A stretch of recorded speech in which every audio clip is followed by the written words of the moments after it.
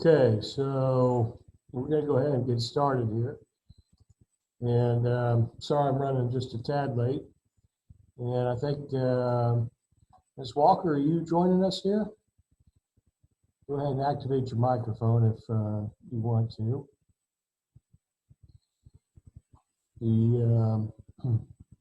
Like I said, running just a few minutes late here.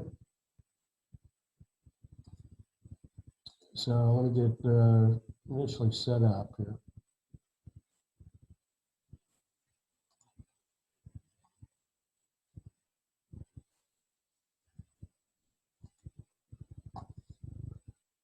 Okay, so week 2, LDR 490. It's 17 March 2020, and everybody I hope is doing well, keeping up to breast with the situation, I guess worldwide, and certainly here here locally. And I hope everybody's doing okay. The word on University of Mount Olive has come out, and they have pretty well shut the main campus down and turned most every class into an online class. So something you're leading the way on, whether you liked it or not. Okay. I'm using the Jacksonville, North Carolina satellite campus as my base of operations right now. They will evidently shut down for a couple weeks here starting tomorrow. So, you know, news is dynamic, and you learn to try to just be as flexible as you can. Okay.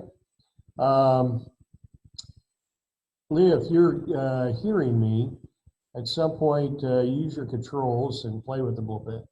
But you should be able to do a thumbs up on your controls. I can hear you. Can you hear me? I got you now. Thank you. Okay. And that's fine. Good to have you here. I am going to go ahead and talk for a few minutes. And then what I'd like to do is get whatever specific question you have, if any, out of the way, and then I'll wrap it up. All right? Sounds good. Am I the only one on? You're the only one on, and the first one Okay.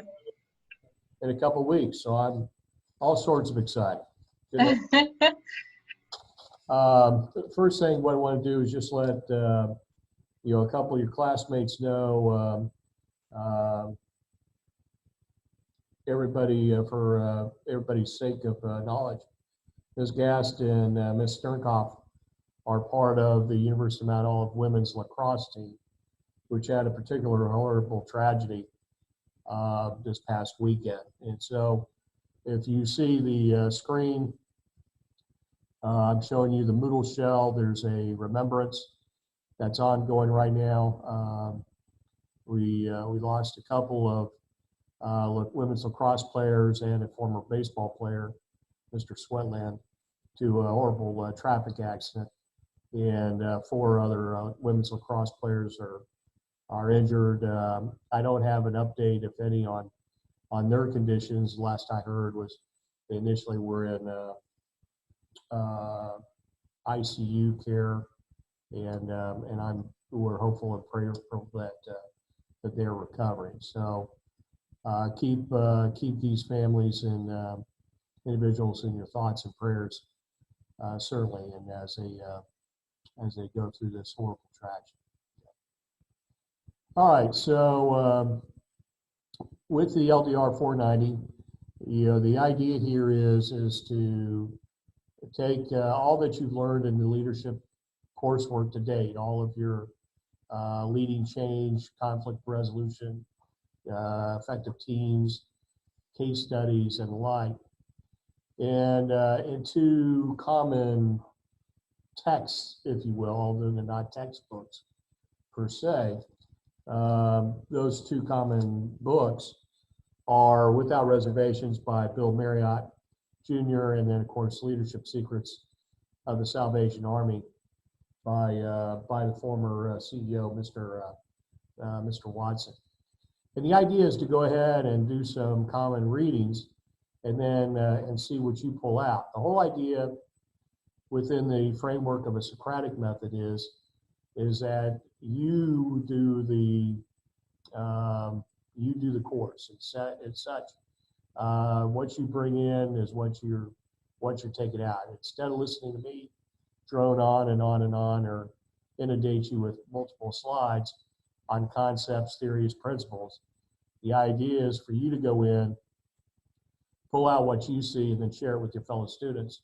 And then you and your fellow students essentially conduct the class with your instructor, in this case me, no longer being an instructor, but more of a small group discussion.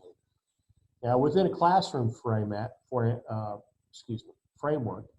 having a hard time here with my words today, that's easier said than done. Certainly online, that's very difficult. But I got to tell you, reading everybody's responses so far, particularly within the postings, what you posted on other students' pages and on your week 1 writing assignment, this will be a very easy course for me.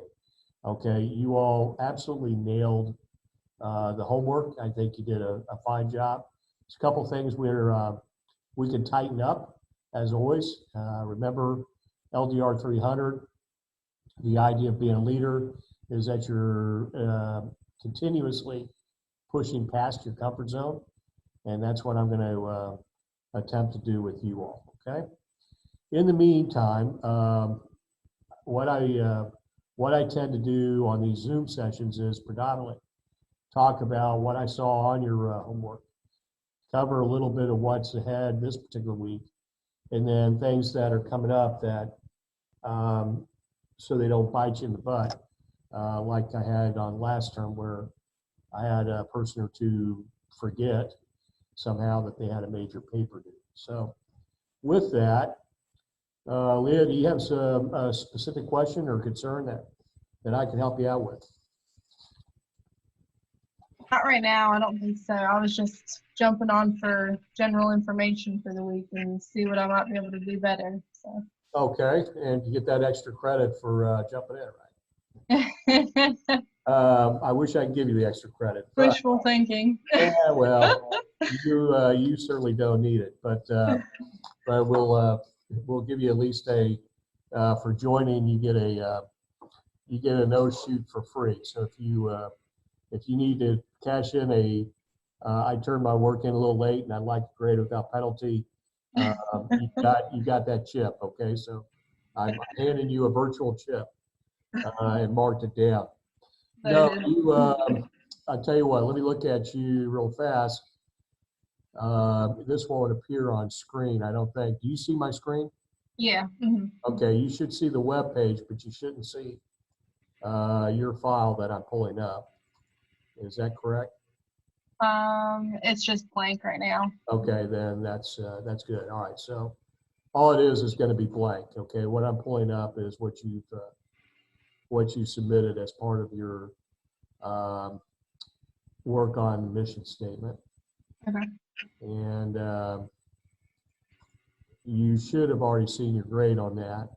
Yeah, I did. And I tell you, you knocked it out of the park. That was a very solid job. And there's really, outside of the comments that I put in the announcement today, which runs through a little more deeper into the mission statement and its linkages with vision statement and the like, there's not a whole lot I really want to add to what you did here. Okay. Okay. The first thing is you do what I ask, which is you've used paragraph headers so that I can go in and see who you're talking about. Okay, I like that, and that makes them more organized. Mm-hmm. I like that for final papers because it helps organize your thoughts, organizes your paper, and then also allows your reader, i.e. me, to follow you a little bit more closely. The second thing is that in all of these cases, one of the best ways to answer the question is to repeat the question. And that's up to you how you want to do it. A lot of people will actually put the question on their paper and then go from there. I usually will do that, finish my paper, and then when I'm satisfied I've answered the question, I take it off. In this particular case, you answer the question and you get it up front. You talk about how mission statement differs from a vision, and that was exactly what I wanted to see. On all the marked requirements, meaning all the things that we have you do that get graded, the purpose is for us to be able to provide an assessment of whether you've handled that course's objectives or not. And so the only way we can do that in most cases is how well you have brought the course material, such as it is, into your answer, and then how you put your own words around it. So it's always good to bring in previous coursework you've had, whether that's from the DAF text if you still have it, or any of the others. But at a minimum, try to bring in something from the Marriott and the Salvation Army books. In this case, you found their mission statement, which is good, because believe it or not, Marriott for previous few years when I first started teaching this class did not have a mission statement. They had a vision statement. And so that became kind of an interesting dynamic that we had to work through as a class. As you're aware, within a mission statement, that is your reason for being. That is it's perpetual, it is enduring, it is long lasting. It answers the where we are now. And then your vision statement becomes where do we want to be? And that is normally from your readings, remember, and other coursework that is where you want to be 5 to 10 years out. And this becomes the gap analysis, where we're at now, where we want to be. So then we could ask the question, how do we get there? Which is ultimately your strategy. And so vision is the framework of you, the leader. And this is why CEOs get paid the big bucks, ostensibly. And this is something that is very, very difficult. But it all gets back to mission statement. If you don't know where you're at, if you don't know who or what you are, then it becomes very difficult articulating where you want to be. And you need to be careful about where you're heading, because there are a lot of opportunities out there. And we hear the term mission creep very often, particularly in the military, where somebody gets a good idea that's unrelated to what it is we're supposed to be doing. And things start to unravel from there. Getting back to you, Leah, the rest of your analysis from the aspect of Marriott being forward-thinking, you nailed it. It's interesting to note, Marriott is not in the hotel business, believe it or not. They own very few hotels these days. They are in the management business. They let other people now buy these multi-million-dollar buildings, and then Marriott comes in and runs them, although they have a couple of their own hotels. Salvation Army mission statement is very strong. It's been that way for years and years. It certainly tells us who they are. That presents a unique difficulty for them, because of course they are meeting human needs in His name without discrimination. And people say, well, just by virtue of faith, you're discriminating. So it's an interesting dynamic that they work under. The interesting thing is noting that the Salvation Army does this with husband-wife teams. In other words, you to be an officer in the Salvation Army and run your own station, if you will, you have to be married. And so kind of interesting to see. So yeah, so as I went through this one for you, Leah, you did fine. Okay, I'll probably start pushing you a little bit. The next step will be go ahead and get a little more detail on a Okay. couple things. So for example, if you told me that Marriott is an innovative organization because Marriott says he's innovative, I would say, okay, now tell me about that. What type of innovation are we talking about? What are the things that shows he's innovative? Does he use design thinking in his organization? Do you see what I'm getting at? Yes. Yeah. Okay, so great. So More specific. Okay. go ahead. I cut you off there. Oh, you just want more specificity. I got it. Yeah, I think the big thing on it is that you've had the benefit. You've had all the LDR courses to date. Right? Yes. Okay, so you got it. This is, you're now an expert, and that's where we want to take this class from just at the wave top level and dive into it. When you go, are you intending to someday pursue a master's? Most likely not. That's fine. Maybe someday, but not in the near future. Yeah, it's always tough to answer that question, particularly after. Hey, let me just get this degree first, and then start talking about the other one.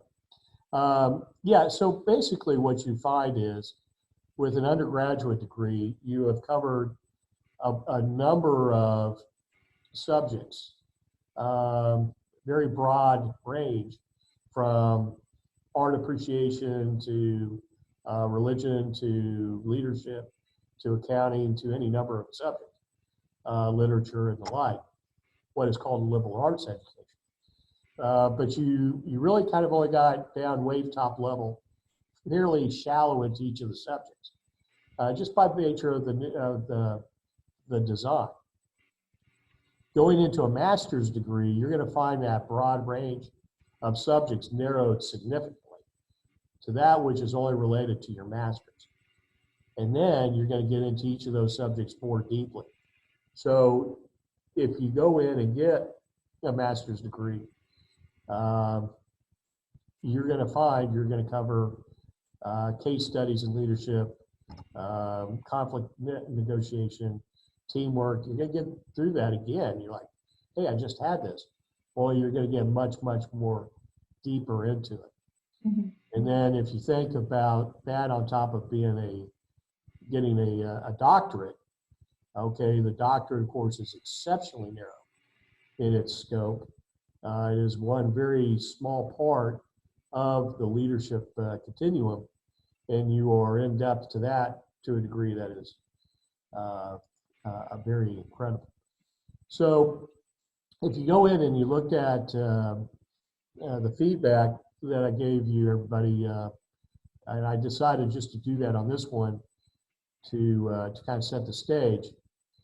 I speak to that a little bit, and that is, this is a leadership capstone level class. So what we're going to do is, remember that relationship. All right, what is your conclusion and the evidence you use to support it? And so if you tell me that Marriott is innovative, then how? Okay, in other words, get a little bit more detail using, if you can, as best you can, what you've had before. Let me see if I can pull this up on the screen. Okay, you should see feedback on week 1 written assignment up on the display. Is that what you see? Yes. I'd say. All right, so essentially the paragraph that I just highlighted in blue is driving at some aspect of innovation instead of just saying it, okay? And this gets into any of them. Again, it's literally up to you what you want to bring out. I'm not driving you at an aspect of, well, I know Marriott used incremental innovation, so that's what I have to see. No. What I want to see is what you pull out, okay? And then if what you pulled out is applicable and is relevant to what our discussion is. and then go from there. The rest of the feedback is on mission. Okay, you may remember some of these slides. You would have seen them in LDR 300. Okay, we talked about vision, and then we talked about who does what, when. Okay, and that is, how does it fit together? In other words, leadership creates that vision, articulates the broad strategy, but it's management that's going to ultimately develop the actual PO and AM and the budgets and how to apply what resources where. So it's a team effort. It's not one or the other. It's both. Okay, but the key on all of this is that if you think you're going to get successful organizational change, you're not going to get there without a clear vision. And a lack of vision is, of course, associated with organizational decline and failure. Where is Blockbuster these days, in other words? Okay. All right. Well, listen, I'm about to take it up your time. Is there anything else you want to talk about? I think I'm good. Yeah. Thanks for the feedback. Yeah, absolutely. And so one of the things I'll leave with you too is this last one, which is the organizational success in one slide. As I tell my seated classes, or when I had seated classes, I could sum up their LDR coursework in one slide. What it takes them 2 years to get through, I can get you in one night. Slide right here. Okay, and that is understanding the elements of organizational success. This is something that I developed out when I was on active duty, just because I'm a bit of an organizational development nut. I'm not saying this is the end all. I think there's some improvements that could be made to it, and certainly if you have thoughts on the matter and improvements or otherwise making this better, certainly let me know. What I try to say is that an organization's success, rests on very simple concepts, 7. Okay, 3 who's and 4 hows. Who do we recruit or who do we hire? Who do we promote within the organization? And who do we make the senior leader? How do we organize? How do we equip? How do we train? And how do we execute our mission? How do we get our day-to-day stuff? It really is this simple. Get any of these wrong, and you as an organization are in deep trouble. Imagine if you're hiring the wrong people, how long you're going to last as an organization. Okay, get more than 2 wrong, and your organization's self-destructive. Hire the wrong people and you don't train them, there's no way you're going to last. So if you ever get stuck on some analysis within the framework of an organization, I offer to you, come back to this slide, and you'll never go wrong. Okay. Okay. Well, I'm going to stop putting you on the spot then, Leah, and I'm going to close it up. Okay. As always, if anybody here has any questions, concerns, or problems, certainly contact me. I'm a little harder to get a hold of right now because of some dynamics at work. Plus, we're going through the same, what do they call it? Social separation. Social separation for a guy like me who's a social psychotic. Yeah, I don't like people, and I'm kidding. But I don't like crowds. This is kind of easy, but it's certainly putting a strain on everybody's lives, and I recognize that. And if it wasn't so damn serious, it would almost be comical. But one thing I do know is that there is a God of the universe that has his plans and designs. And like all things, that sun's going to come up again in the morning until he decides it's not. So in the meantime, if I know that, I've got every reason to get up and get after it. If you have any questions or concerns, certainly email me. I think I have, yeah, I have my University of Mount Olive account, and the contact information should still be good. Okay, and so what we got? What do we have next week? We got week 2, so you're going to post your response to the questions on tomorrow, right?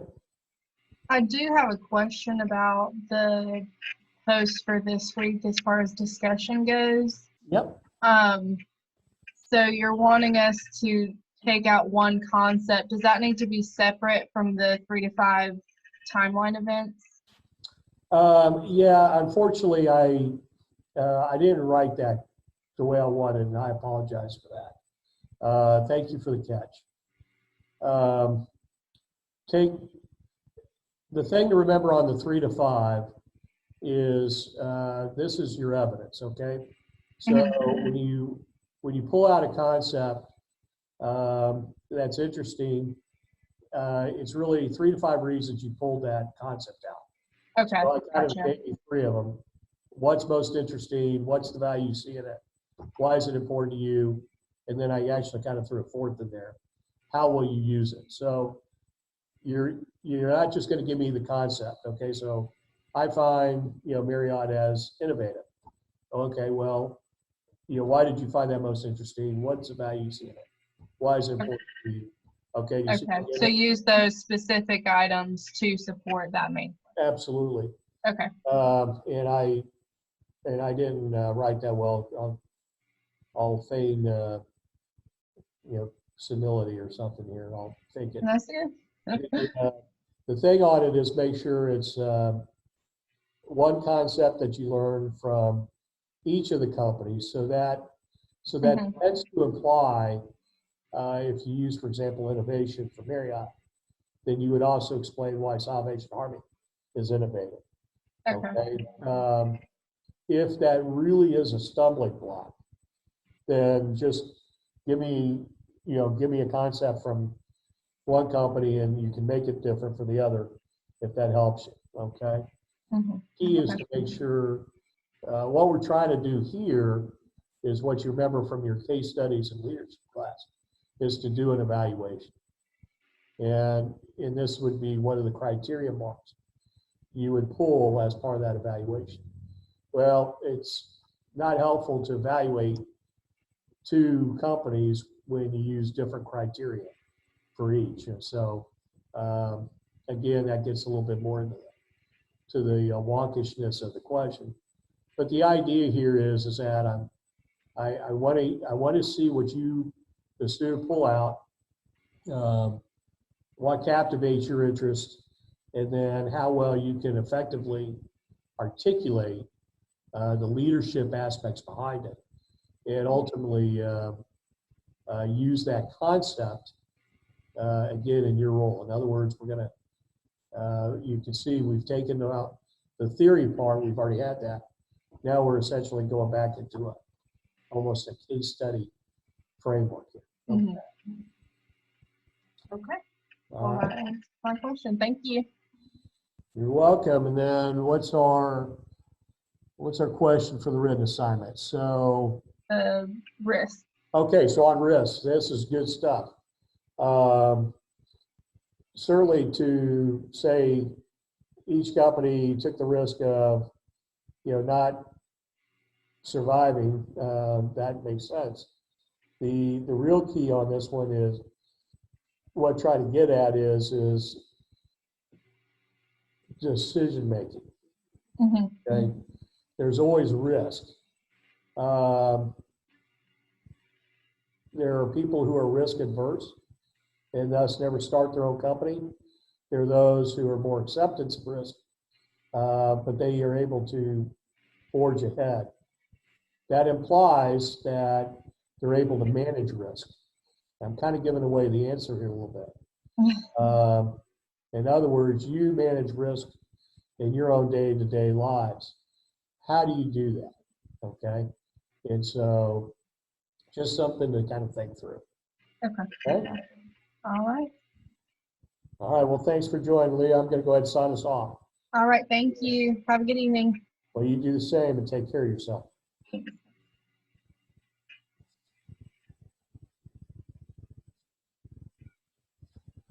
Okay, folks, so Ms. Walker signs off. I'll go ahead and wrap this up. It's a good effort, as always. These will show up on the portion here on Moodle, which says Zoom sessions. You see me highlight right there. These video files will be uploaded to YouTube, and so you can view them at your own leisure. Okay. All right. Well, listen, everybody, stay safe, and again, thanks for joining.